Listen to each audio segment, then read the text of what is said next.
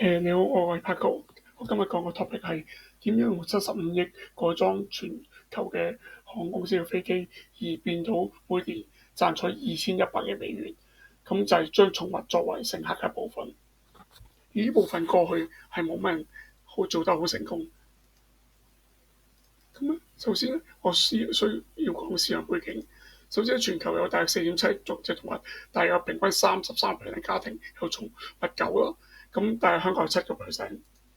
而貓咧有3.7億隻，全球平均23%家庭住嘅寵物，香港大約9%嘅家庭有貓。咁啊，點解明明有咁多寵物，點解你冇乜點見佢會飛嘅話？佢最主要原因因為咧，搭飛機嘅成本好貴，同埋咧就係飛機有啲限制，令到佢唔可以帶起煙卡賓。咁咧，因為寵物咧會發出啲聲音啊、氣味啊，同埋甚至嗰啲毛髮咧會引起人哋致敏源，而令到航空公司 ban 咗佢上去煙卡賓。另外就係咧，主人個心理問題，佢唔想將啲動物寄裝同佢分開。咁啊，寵物咧有好多毛髮啦、皮屑啦、唾液啊，會蟎蟲啊，會通過啲毛髮會傳播。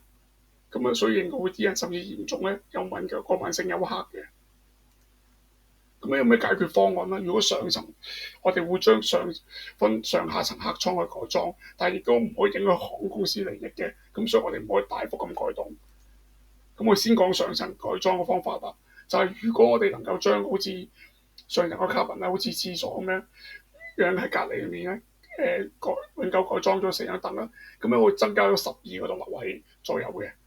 咁咧亦都會將個獨立抽風啦，同埋作獨立清潔，咁令到咧就唔會影響到啲乘客。第二種方法咧係比較平啲嘅方法嘅，就喺下層攞個 ULD 去改裝，但係就擺入航空公司嘅加壓艙裏面啦。但係咧就會將聲音同影像啦傳送咗俾通過出面個箱嘅電子儀器傳送咗俾客艙嘅嗰邊嘅乘客，而好似一間寵物酒店咁，等啲寵物主人有信心。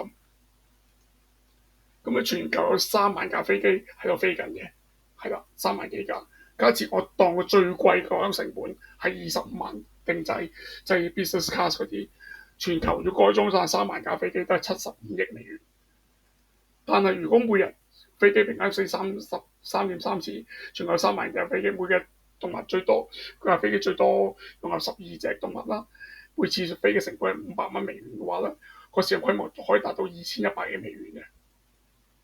咁所以我認為我哋個 project 係可以去為航空公司帶嚟利益，而係多謝你觀看。